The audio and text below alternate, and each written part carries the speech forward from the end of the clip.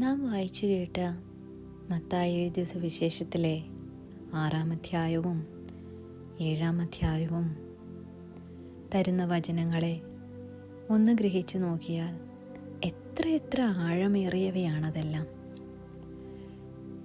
ഹൃദയ നുറക്കത്തോടെ ഇരിക്കുന്നവർക്ക് അത് എത്രമാത്രം മനസ്സമാധാനം കൊടുക്കുന്നു. തിരുവചനങ്ങൾ എത്ര ആശ്വാസമാണ് നമ്മുടെ ഓരോരുത്തരുടെയും ഉള്ളിലേക്ക് കൊണ്ടുതരുന്നത്. ഇതുപോലെയുള്ള ഉപദേശങ്ങളും ഇതുപോലെയുള്ള സമാധാന വാക്കുകളും വേറൊരു മനുഷ്യനും നമ്മുടെ ആരുടെയും ജീവിതത്തിൽ കൊണ്ടുവരുവാൻ കഴിയുകയില്ല. ദൈവമക്കളെ, നാം ഇന്ന് വായിക്കുവാൻ പോകുന്ന തിരുവചനം മത്തായി എഴുതിയ സുവിശേഷം 8-ാം അധ്യായം അതിൻ്റെ 1 മുതൽ 34 വരെയുള്ള വചനങ്ങൾ. മത്തായി എഴുതിയ സുവിശേഷം 8-ാം അധ്യായം 1 മുതൽ 34 വരെയുള്ള വചനങ്ങൾ. അവൻ മലയിൽ നിന്ന് ഇറങ്ങി വന്നപ്പോൾ വളരെ പുരുഷാരം അവനെ പിന്തുടർന്നു. അപ്പോൾ ഒരു കുഷ്ഠരോഗി വന്ന് അവനെ നമസ്കരിച്ചു. കർത്താവേ, നിനക്ക് മനസ്സുണ്ടെങ്കിൽ എന്നെ ശുദ്ധമാക്കുവാൻ കഴിയും എന്ന് പറഞ്ഞു. അവൻ കൈ നീട്ടി അവനെ തൊട്ടു. എനിക്ക് മനസ്സുണ്ട്, നീ ശുദ്ധമാകാ എന്ന് പറഞ്ഞു. ഉടനെ കുഷ്ഠം മാറി അവൻ ശുദ്ധമായി. യേശു അവനോട്, നോക്കൂ, ആരോടും പറയരുത്. അവർക്ക് സാക്ഷ്യത്തിനായി നീ ചെന്ന് നിന്നെ തന്നെ പുരോഹിതനു കാണിച്ച് മോശ കൽപ്പിച്ച വഴിപാട് കഴിക്ക എന്ന് പറഞ്ഞു.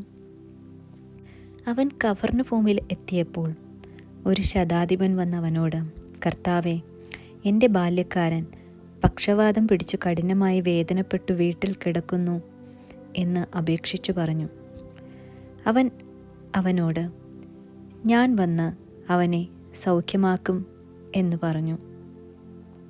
അതിന് ശതാധിപൻ, കർത്താവേ, നീ എൻ്റെ വീടിനകത്ത് വരുവാൻ ഞാൻ യോഗ്യനല്ല. ഒരു വാക്ക് മാത്രം കൽപ്പിച്ചാൽ എൻ്റെ ബാല്യക്കാരന് സൗഖ്യം വരും. ഞാനും അധികാരത്തിന് കീഴുള്ള മനുഷ്യനാകുന്നു. എൻ്റെ കീഴിൽ പടയാളികളുണ്ട്. ഞാൻ ഒരുവനോട് പോക എന്ന് പറഞ്ഞാൽ പോകുന്നു, മറ്റൊരുത്തനോട് വരിക എന്ന് പറഞ്ഞാൽ വരുന്നു. എൻ്റെ ദാസനോട് ഇത് ചെയ്യുക എന്ന് പറഞ്ഞാൽ അവൻ ചെയ്യുന്നു എന്നുത്തരം പറഞ്ഞു. അത് കേട്ടിട്ട് യേശു അതിശയിച്ചു. പിൻചെല്ലുന്നവരോട് പറഞ്ഞത്, ഇസ്രായേലിൽ പോലും ഇത്ര വലിയ വിശ്വാസം കണ്ടിട്ടില്ല എന്ന് ഞാൻ സത്യമായി നിങ്ങളോട് പറയുന്നു. കിഴക്കു നിന്നും പടിഞ്ഞാറ് നിന്നും അനേകർ വന്ന് അബ്രഹാമിനോടും ഇസ്ഹാക്കിനോടും യാക്കോബിനോടും കൂടെ സ്വർഗരാജ്യത്തിൽ ഒരുമിച്ചിരിക്കും. രാജ്യത്തിൻ്റെ പുത്രന്മാരെയോ ഏറ്റവും പുറത്തുള്ള ഇരുളിലേക്ക് തള്ളിക്കളയും.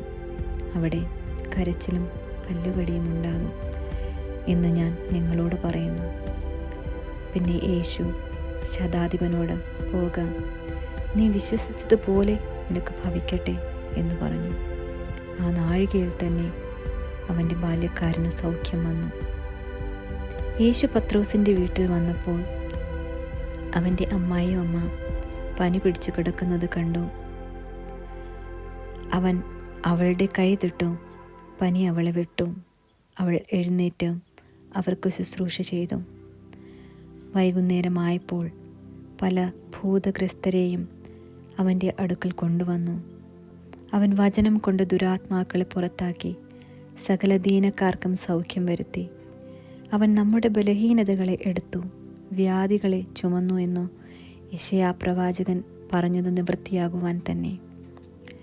എന്നാൽ യേശു തൻ്റെ ചുറ്റും വളരെ പുരുഷാരത്തെ കണ്ടപ്പോൾ അക്കരയ്ക്ക് പോകുവാൻ കൽപ്പിച്ചു. അന്നൊരു ശാസ്ത്രി അവൻ്റെ അടുക്കൽ വന്ന്, ഗുരു, നീ എവിടെ പോയാലും ഞാൻ നിന്നെ അനുഗമിക്കാം എന്ന് പറഞ്ഞു.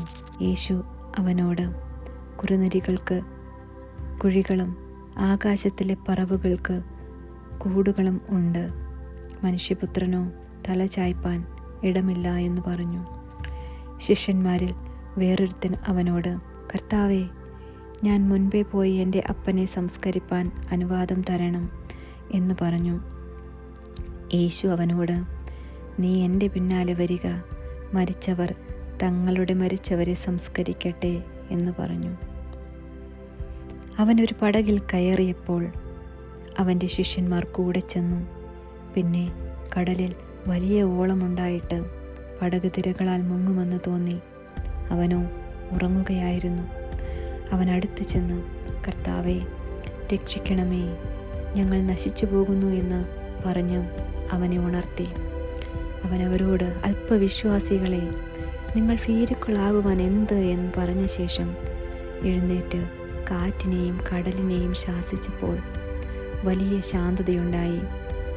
അപ്പോൾ ആ മനുഷ്യർ അതിശയിച്ച്, ഇവൻ എങ്ങനെയുള്ളവൻ, കാറ്റും കടലും കൂടെ ഇവനെ അനുസരിക്കുന്നുവല്ലോ എന്ന് പറഞ്ഞു.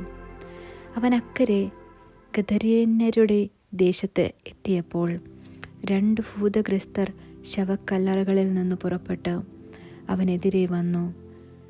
അവർ അത്യുഗ്രന്മാർ ആയിരുന്നതുകൊണ്ട് ആർക്കും ആ വഴി നടന്നുകൂടാഞ്ഞു. അവർ നിലവിളിച്ചു, ദൈവപുത്ര, ഞങ്ങൾക്കും നിനക്കും തമ്മിൽ എന്ത്?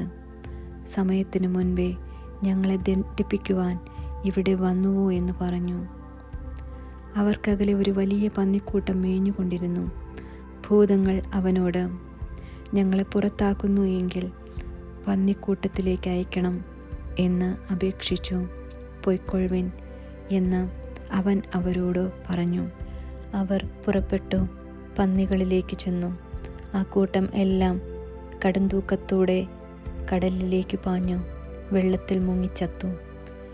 മേയ്ക്കുന്നവർ ഓടി പട്ടണത്തിൽ ചെന്നു സകലവും ഭൂതഗ്രസ്തരുടെ വസ്തുതയും അറിയിച്ചു. ഉടനെ പട്ടണമെല്ലാം പുറപ്പെട്ടു യേശുവിനെതിരെ ചെന്നു.